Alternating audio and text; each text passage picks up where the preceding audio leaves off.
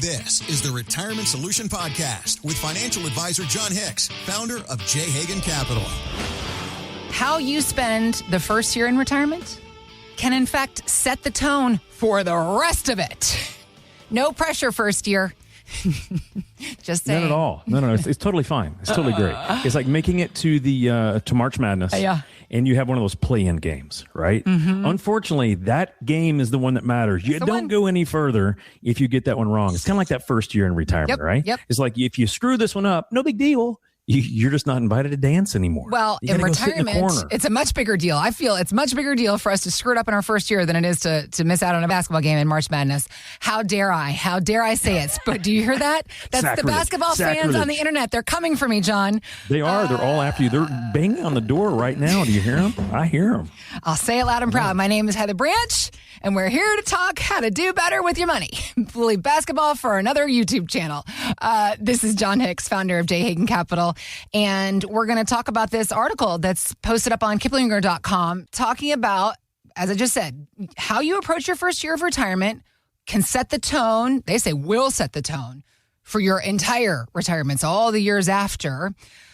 Basically, we got different kinds of people. We got the one group who they see the freedom.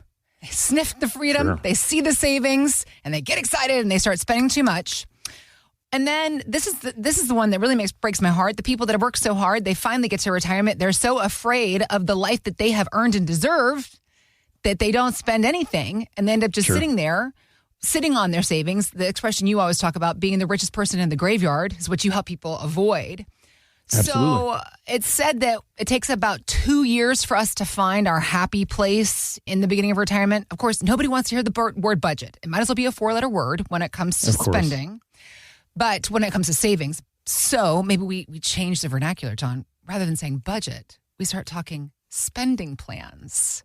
Well, that's it. That's it. And you hit a lot there. So let's kind of unpack some of that. This is kind of the biggest deal, right? Yeah. So one of the things that this article was talking about is like, hey, when we get ready to retire, we've done all this saving, and we want to get to the point to where we can punch that time clock the last time and then have all that savings that we've done give us an income, right? Yeah. The amazing thing is no matter how much we prep for this, it's kind of like thinking and mentally training yourself. Yeah. I'm going to run a marathon.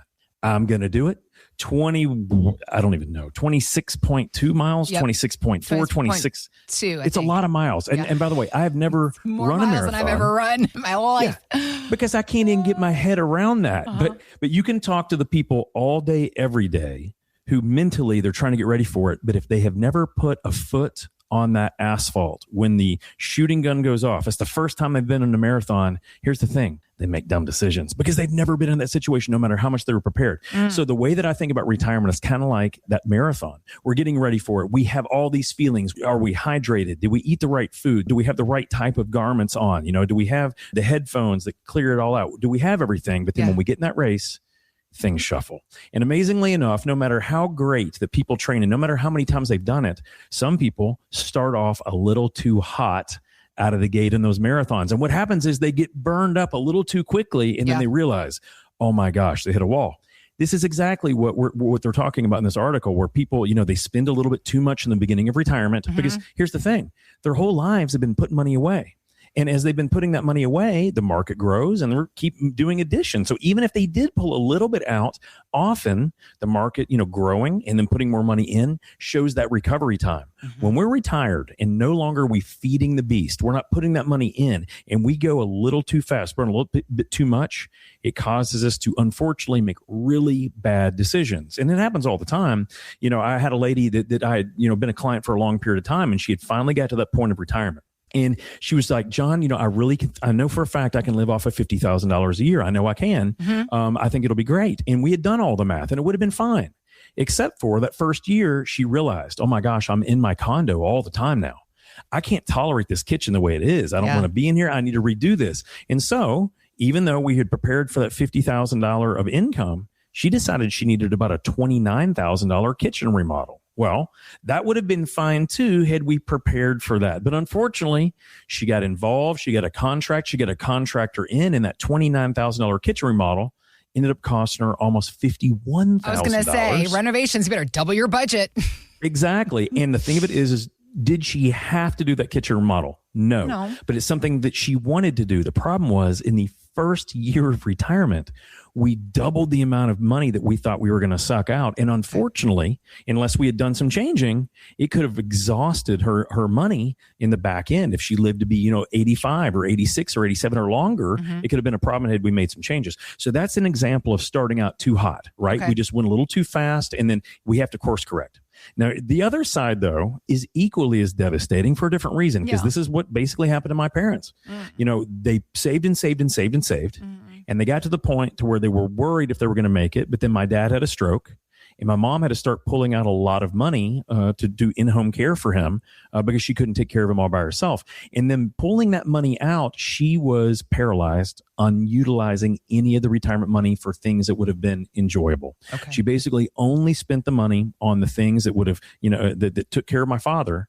And then when he passed away, she has still maintained that idea. She was so freaked out that they weren't going to have any money. She basically is just growing this wealth, and not utilizing it. She's not traveling. And that's the other side of it, right? So the two things that can happen if we don't have the right type of spending plan is that we either spend too much and then we could actually run out of money, or we spend so little that our bank accounts just keep growing, but we're not enjoying the quality of life that we could, or doing the giving, or the charitable inclinations, or all that. And both of those, believe it or not, are problems because they create inefficiencies.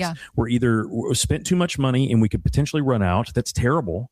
Or number two, we're not utilizing the money, and it could really be used by people maybe even we love, or good people that we care about, and we're not giving it to them, and we're not utilizing it either. It basically makes those assets kind of like dead assets. So both of those are real issues that we actually need to think about, and this is why a spending plan is so important. All right, so we got the version A, the version B. We got to find the Goldilocks, the happy medium, the in-between. How do you help folks? Because as I said, budget might as well be a 4-letter word. People don't want to hear it. It's like saying diet. You got to go on a diet. You got to have a budget. So changing our thought process to approach it in a sense of, don't think about it as a budget plan. Think about it as a spending plan. How to confidently spend your money in retirement so that you can do the things you want to do, but you're not worried about running out of money. How do you help folks figure that out?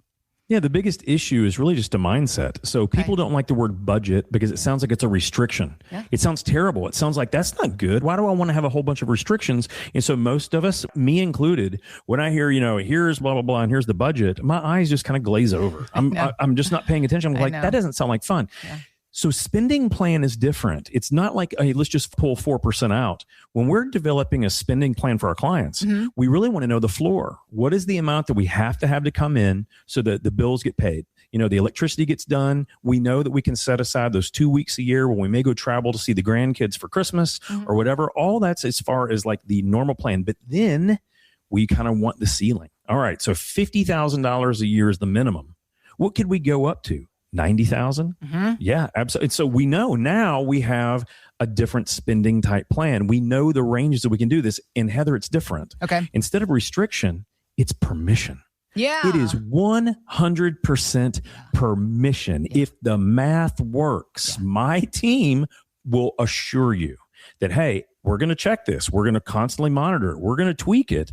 But as long as you stay within that range, you're going to be good. You have permission to spend that money in that year any way you see fit. Now, there's pros and cons to anything. And if all of a sudden the first 2 years, you spend not 50,000, you spend 90,000 for the first 2 years. Number one, congratulations.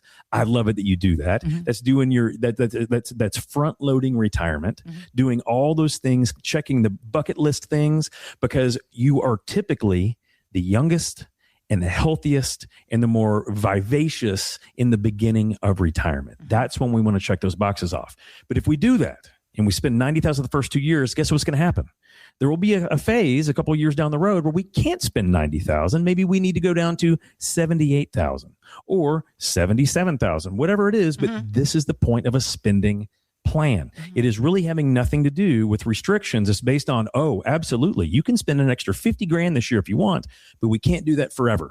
And the way that I want most people to think about it, I want them to have the permissions to do the great stuff in the front end. And no, I don't care. My staff doesn't care. We don't care if you blow it. I would rather you do that on experiences, though, and not on stuff. Okay. The thing about experiences, it gives you something to talk about, something to educate your grandkids on, something to talk to your church friends for the rest of your lives, because you never thought you'd be in Peru, but then you went, and you cannot get over how steep the steps of Machu Picchu are. You had no idea. Talk about front-loading your retirement. Plan that trip in your 60s, not when you're 78, everybody. Not when you're 80, right? They don't have hover round parking yet. At the steps of Machu Picchu. So you have to do that stuff. But so a spending plan, it's not an option. It is imperative. You have to have a spending plan, because that's your permission. That is to know that you can go to sleep every single night, and with a quality advisor, making certain that we don't make any missteps, because we can't control the markets. No advisor can. We can't control interest rates, can't control what the Fed does, can't control geopolitics, but we can be attentive to the fact that if we make decisions that have a slightly positive or negative impact, how do we adjust? And how do we flow with that? But a spending plan gives you the permission to live life the way you want to, without regrets and without reservations. Okay. So important that everyone has one. Yeah. Well, Jon, you and your team at J. Hagan Capital, this is what you're creating for folks every single day. So you watching this YouTube video, listening to this podcast, if you're realizing that what you have is in fact a nest egg, a savings account, but not a true plan that shows you your income monthly and how you will spend that income confidently in retirement, let's get to work helping you understand how to build this out for yourself in the years ahead. RetirementSolutionsShow.com is our website, and where you can go to start the conversation with Jon and his team at J. Hagan Capital. We also have links posted in the show notes. Jon, I really appreciated that point you just made also a minute ago, talking about working with your team. They're constantly monitoring things, because our income, our spending needs and wants will change in the years ahead. So Absolutely. The plan has to ebb and flow with us as well. We absolutely expect them to change. We want them to change. I want my clients to front load retirement, spend more on the front end. I want them to have 100 to 140% of their last working income. Why? Because it's going to set them up for the best opportunities, and know that it will adjust over time once we're tired of traveling, or we've already seen those places, or we don't need to redo the front porch anymore, or we don't need the new nice car. Once we realize that, it changes, and we want our plan to change with us. Well, understanding how things change and how the plan will flex, and knowing that you've got that plan to flex with you, that's what's going to give you that added confidence that you want, that you deserve in your retirement. Jon and his team want that for you as well. So let's begin the conversation about your retirement income and spending plan. It's RetirementSolutionsShow.com, or just click on the links we've got posted in the show notes. Thanks for listening to the Retirement Solution Podcast with Jon Hicks. Begin the conversation about your savings plan with Jon and the team at J. Hagan Capital by visiting RetirementSolutionRadio.com. Be sure to listen to Jon's radio show, The Retirement Solution, Saturdays at 8 a.m. and Sundays at 9 a.m. on News Radio 840 WHAS. J. Hagan Capital Incorporated is not licensed in all 50 states. To find out if J. Hagan Capital Incorporated is licensed in your state, please call 502-690-5635. J. Hagan Capital Incorporated is not affiliated with nor endorsed by the Social Security Administration or any other government agency, and does not provide legal or tax advice. By contacting us, you may be provided with information about insurance and annuity products offered through J. Hagan Capital, LLC, NPN number 188279094.